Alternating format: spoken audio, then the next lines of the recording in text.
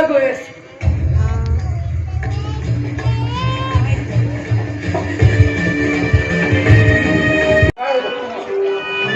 প্ৰিয়া যাব সাগৰ দেওলী পাৰিব ঘৰত ৰাজ্য আৰু মই থাকি যাম তেনেকৈ নকবা দেশ প্ৰেমিকসকলে শুনিব লাগিলে সৰ্বনাশ হব সৰ্বনাশ হবলৈ কিবা বাকী থাকিছে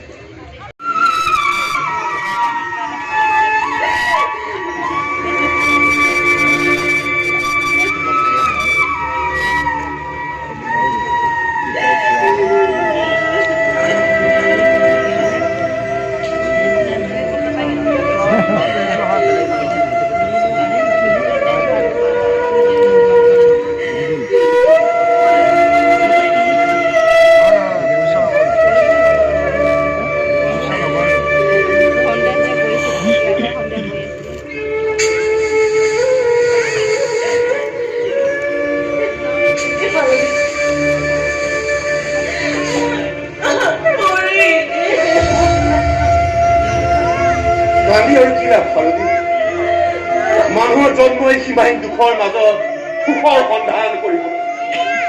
দুখৰ আঘাতে মানুহক জৰ্জৰিত কৰে আৰু সুখৰ আশাই সেই দুখক পাহৰাই পেলায় এইটো জাগতিক ৰীতি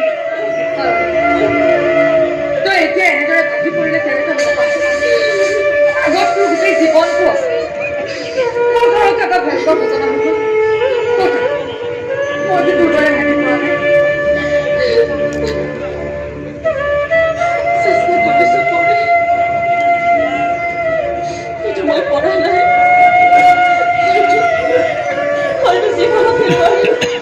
কিয় কৈছে কিয় নোৱাৰিব তুমি তোমাৰ পিছত এটা সবল পৰিয়াল আছে তোমাৰ নিজৰ শিক্ষা আছে স্বাস্থ্য আছে চেহেৰা আছে আৰু আমিবোৰতো আছো ইয়াৰ পিছত ইমান হতাশ হ'বলগীয়া কি কথা এইবোৰ চিন্তাৰে তোমাৰ আত্মবিশ্বাসৰ ভেটিটো কমজোৰ কৰি নেপেলাও কিন্তু সৰহৰ স্মৃতিবোৰ মই কেনেকৈ আঁতৰ কৰি পেলাওঁ মোক লৈ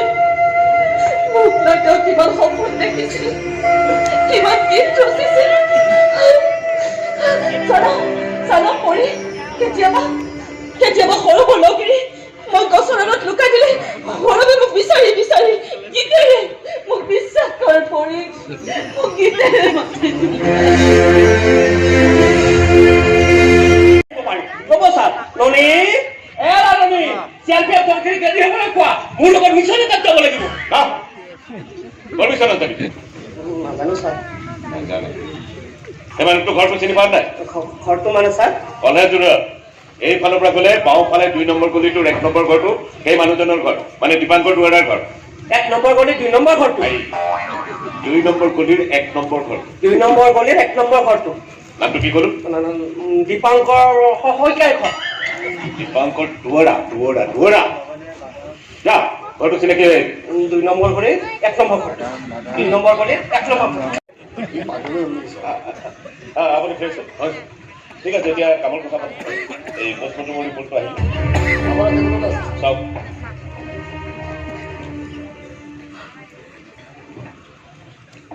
দাৰাজাতীয় চোকা অস্ত্ৰৰে হাতখন কটা হৈছে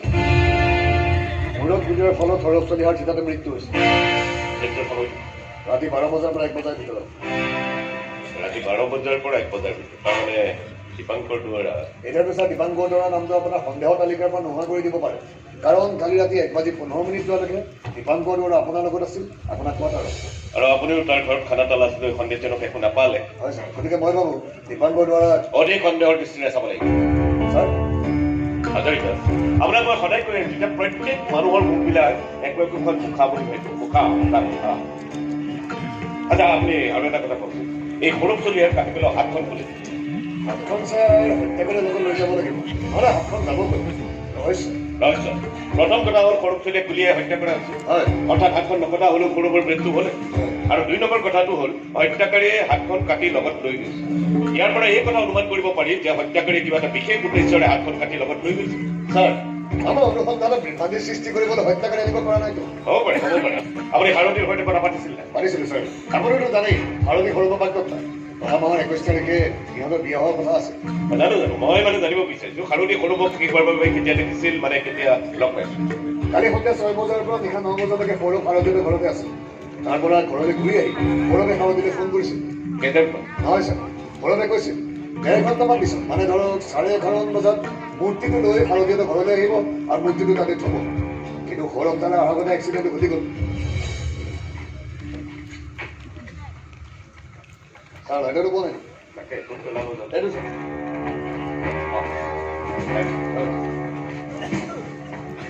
আচ্ছা হাজৰিকা ছাৰ এই সৌৰভৰ ঘৰত কাম কৰা ল'ৰাটো আৰু ড্ৰাইভাৰটো কিবা কোন সূত্ৰ পালে নাই ছাৰ দুইটা মানুহ যেন হতাহতে মিলিব নাম দুটা কি আছিল এটা নাম নজৰ আন দুটা মনত ৰঞ্জন আৰু অনন্ত হয় সিহঁতৰ কিবা ফটোগ্ৰাফ ফটোটো পাইছোঁ ছাৰ চাওক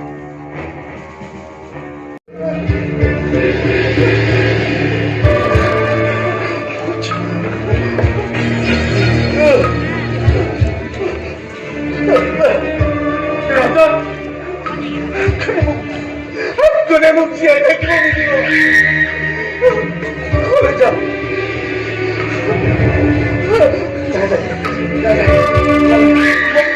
মই ৰাজা চাহেবৰ ওচৰত খবৰ খুজিবই লাগিব ৰাজা চাহেবৰ ওচৰত কথা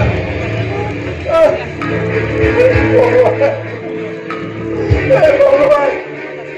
বচাই দিয়ক কি দেখিছিলি জান কি দেখিছিলি ৰাজা চাহেবৰ এই কথা হাত উলিয়াৰ মাজৰ চাৰিওফালে বগাই ফুৰিছিল ভয়তে মই ইয়ালৈ দৌৰি আহিলো আৰু তালৈ নাযায় গ'লে হয়তো হাতখনে মোক মাৰি পেলাব কি দিছে কৈ পেলোৱাৰ কথা কৈছ মোক বিশ্বাস কৰ ৰাজা চাহেবৰ হাতখন জীয়াই আছে পুলিচে দেহটোৱে হত্যা কৰিলে হাতখনটো থাকি গ'ল এতিয়া সেই হাতখনে ভূতৈ মক্কাই দি পৰিছে ৰাজা চাহেবৰ এই হাতখনে আমাৰ মোৰ প্ৰতিশোধ ল'ব আমাৰ মোৰ প্ৰতিশোধ ল'ব সঁচা কৈছো এইবাৰ আমাৰ নিশ্চয় নাই আমি এতিয়া মোৰ হৈ থাকো তই কি কৰিবি ক্ষমা খুজিবি ৰাজা চাহেবৰ ওচৰত ক্ষমা খুজিবি কথা মই এতিয়া মোৰ হৈ থাকো ইয়াতে ৰাখিবি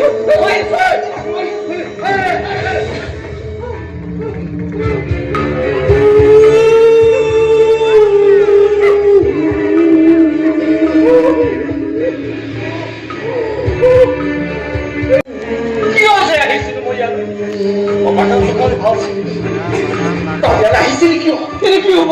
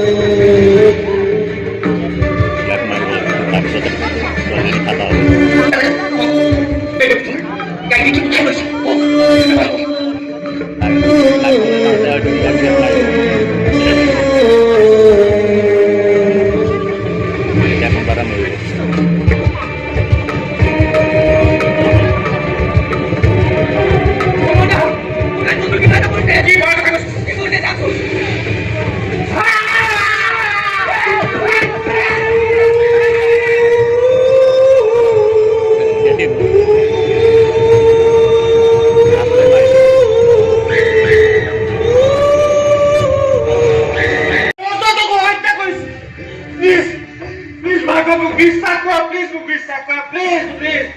প্লিজ মোক বিশ্বাস কৰ শান্ত হোৱাচোন, তুমি অলপ শান্ত হোৱা। বিশ্বাস কৰ প্লিজ তুমি বহি লোৱা, অলপ শান্ত হোৱা। বিশ্বাস কৰ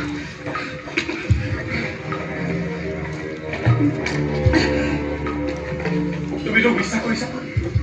তাক বুজোৱা এবাৰ সেই হাতখনে হয়তো আমাৰ আক্ৰমণ কৰে আমি বাচিব কেনেকৈ বাচিব লাগে তাৰ ৰাস্তা প্লিজ প্লিজ প্লিজ প্লিজ এতিয়া একো চিন্তা কৰিব পৰা নাই বছ মোক যাবলৈ দিয়ক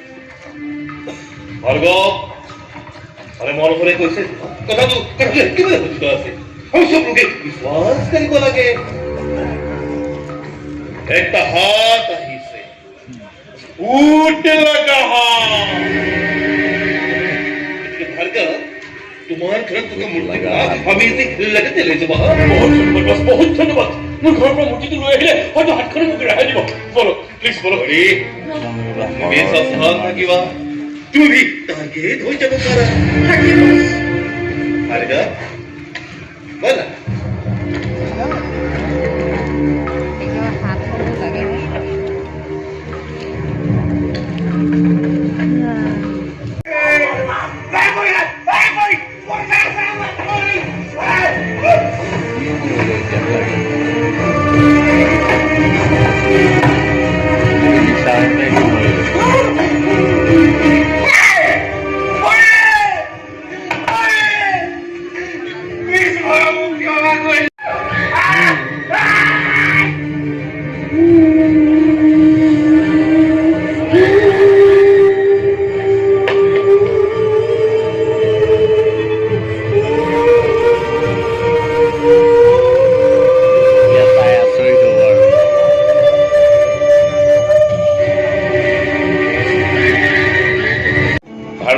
প্ৰসংগত আমাক যিখিনি তথ্য যোগান ধৰিলে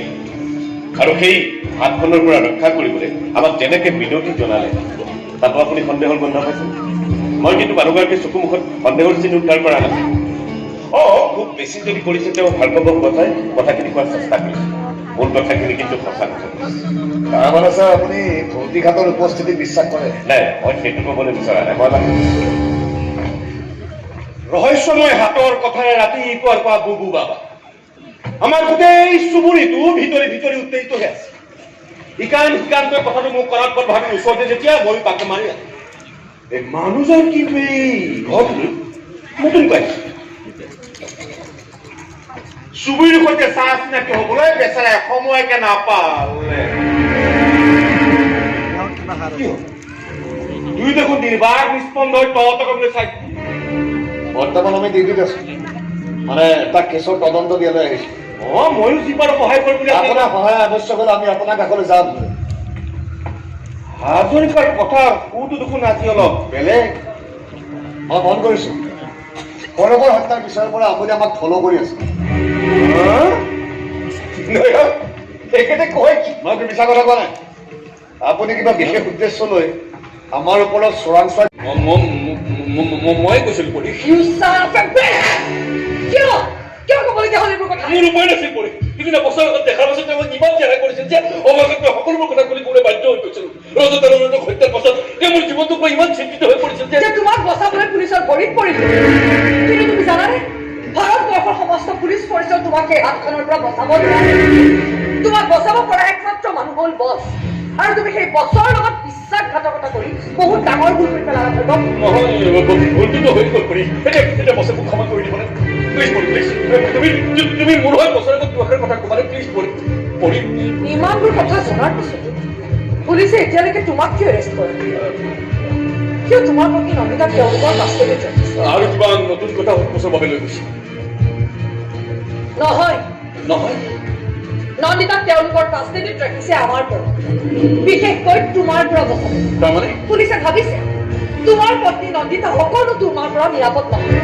যিকোনো মুহূৰ্ততে তেওঁৰ প্ৰাণৰ আশংকা আছে তেনেকে ভাবিছে তেতিয়াহ'লে কৈছে মোক এৰেষ্ট কৰিব লাগিছিল কিন্তু তাকে নকৰি চতুৰ্থিনাৰায়ণ কাকতিৰ চালবোৰ সদায় এনেকুৱাই আমাৰ দলৰ আঁৰৰ কথা তোমাৰ পত্নী নন্দিতাটো বাদেই দিয়া আনকি তুমি নজনা বহু কথা কিন্তু সেই ত্ৰিনাৰায়ণ কাকতিয়ে জানে আমাৰ দলৰ আঁৰৰ মানুহ এনেকুৱা কোন মানুহ আছে যাক মই নাজানো সেইটো তুমি জনাৰ প্ৰয়োজন নাই মাত্ৰ এটা কথাই মনত ৰাখিবা যে বছে আমাৰ শেষ মানুহ নহয় আৰু মনত আছে আছে আচ্ছা শুনাচোন নন্দিতাক ইয়াৰ পৰা লৈ যোৱাৰ পিছত পুলিচ আকৌ ইয়ালৈ আহিছিল নেকি নাই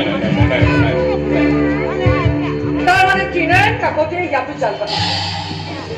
হয়তো চিভিল প্ৰেছত পুলিচ চোৱাই তোমাৰ গোটেই ঘৰটো ঘেৰি ৰাখিছে এইবোৰ তুমি কি কৈছা কাৰণটো ভালদৰে জানে যে যিকোনো কাৰণতে নহওক কিয় হত্যাস্থলীলৈ হত্যাকাৰী আহিবই আৰু সেইকাৰণে তোমাক তোক হিচাপে মুকলি কৰে এতিয়া মই কি হ'ব কৰিছে এইটো নহওক বুলি ভগৱানৰ ওচৰত প্ৰাৰ্থনা কৰাৰ বাবে মোৰ আৰু কৰিবলগীয়া একো নাই which you all the luck আখ্যানৰ ৰহস্য কি মই নাজানো অনন্ত ৰজত আৰু মনোহৰ এই তিনিজন ব্যক্তি যে সৌৰভৰ হত্যাকাণ্ডৰ সৈতে জড়িত এই কথা আপুনি জানে জানো তেওঁলোকৰ যে অস্বাভাৱিক ধৰণে মৃত্যু হৈছে এই কথা আপুনি জানে জানো আৰু মৃত্যু ভয়ত আপুনিও আতংকিত কথাটো সঁচা কিয় ভয় খাইছে আপুনি কাৰণ আপুনিও এজন অন্যতম হত্যাকাৰী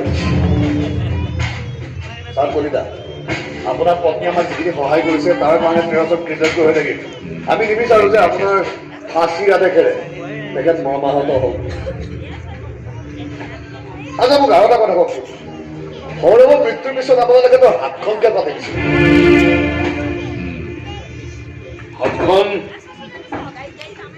হাতখন মনোহৰে কাটিছে কিয় কাটিছিল পৰিয়াল বৰ বাবে কাটিছে কৈয়ে দিলে পৰি এই পৰিব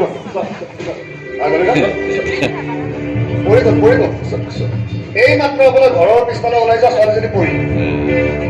হয় না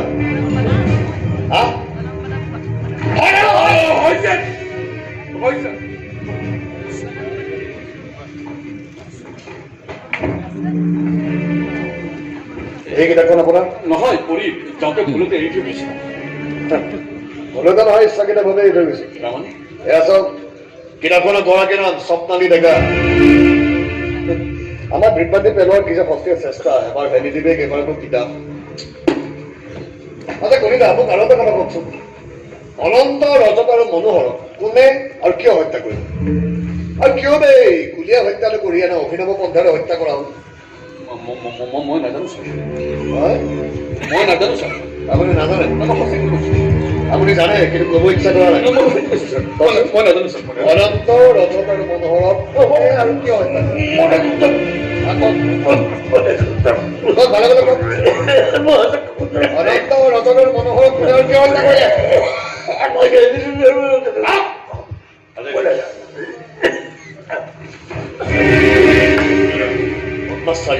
ভালে হৈছিলে কথাটো নকয়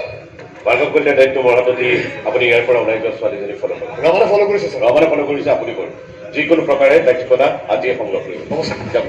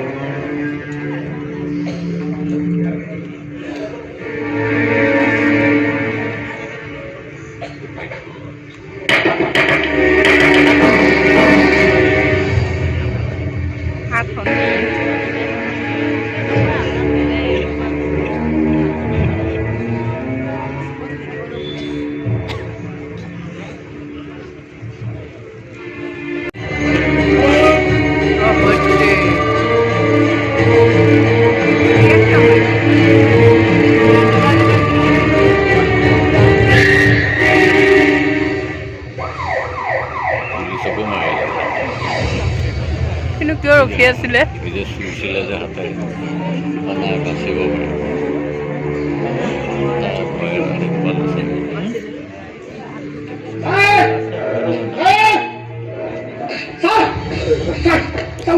ছাৰ বাচি গ'ল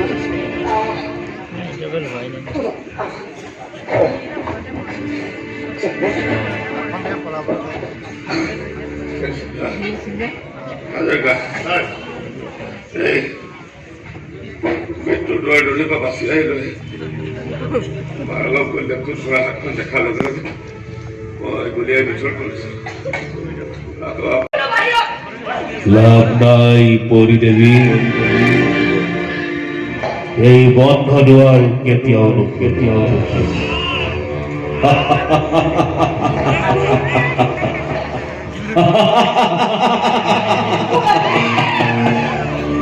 মোক চিনি পোৱা নাই সৌৰভ চলি তুমি এই মুখত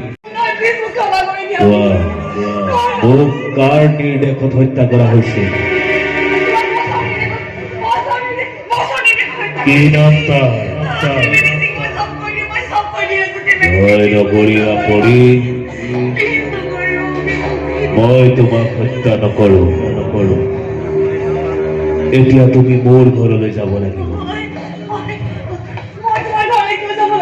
কাৰণ মূল্যৱান মূৰ্তিটো এতিয়াও মোৰ ঘৰত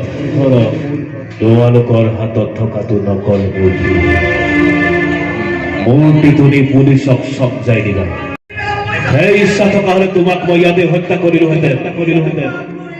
গাড়ীৰ চাবি তোলোৱা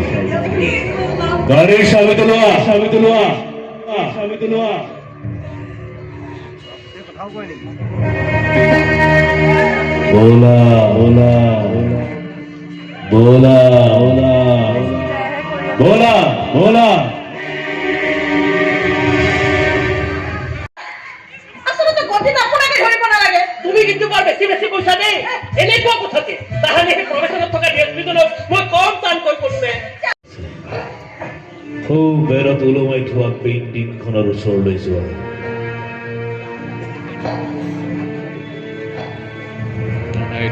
পেইণ্টিংখন বাওঁফালে ঠেলি দিয়া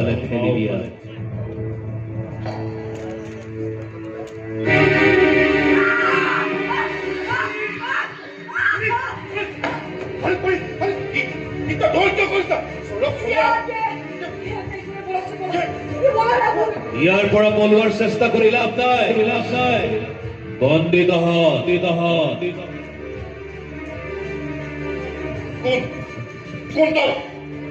আগতে নিজৰ চিনাকি ত্ৰিবেণী সিং ওৰফে পাৰ্থ গোহাই হোলি বেলা সদমবে হোলি বেলা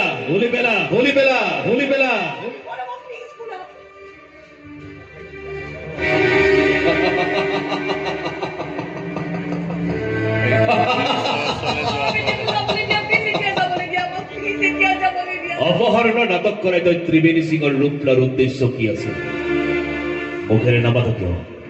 মুখেৰে নামাত কিয় পুলিচে মোক সন্দেহ কৰিবলৈ আৰম্ভ কৰিছে এতিয়া ক মোৰ বুদ্ধ মূৰ্তিটো ক'ত আছে মূৰ্তিটো মূৰ্তিটো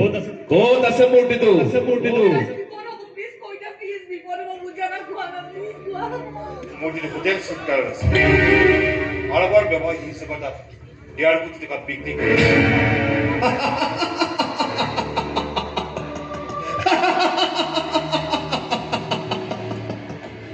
ধন্যবাদ গোহাই আৰু ধন্যবাদ জনাইছো কম্পিউটাৰ বিশেষজ্ঞ মিছ পৰি গোহাই আপোনালোকৰ ৰকমত স্বীকাৰোক্তিয়ে আমাৰ কষ্ট লাঘৱ কৰিলে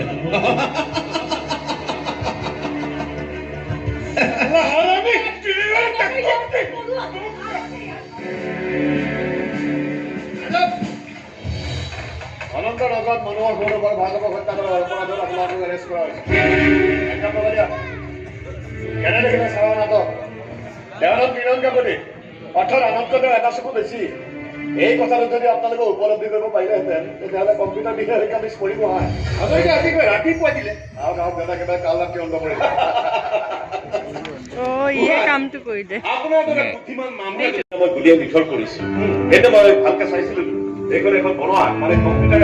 হাতখন নিশ্চয় পঢ়ি গৈছিলে কৈছিল পৰীক্ষা হ'ল কম্পিউটাৰ দিবলৈ আৰু ক'ব প্লিজ কৰি বহাই হাতখন কোনে পৰিচালনা কৰিছিল আমাৰে কিয় ময়ে কৰিছো মনোহৰৰ গাড়ীৰ ওপৰত আৰু ভাৰ্গৱৰ টেবুলৰ ওপৰত সত্য শেষ ৰজনী এই বুলি কোনে লিখি থৈ আহিছে ময়ে লিখিছো কিয় সিহঁতৰ মনত অধিক ভয় সৃষ্টি কৰিব প্ৰতিটো হত্যাকাণ্ডৰ আগে আগে হত্যা সংঘটিত হোৱা ঠাইলৈ তুমি যোৱাৰ প্ৰমাণ পোৱা গৈছে কিয় গৈছিলা আমাৰে কিয় তাত গৈ মই হাতখন থৈ আহিছো হাতখন কেনেকৈ পৰিচালনা কৰিছিল ৰিম'ট কণ্ট্ৰলৰ বাছ ভূত সদায় অদ্ভুত গতিকে এই অদ্ভুত প্ৰণালীৰে ইহঁতকো মই এৰেষ্ট কৰিম এই লৈ যায় ইহঁতক গাড়ী দুটা নকৰিলে যা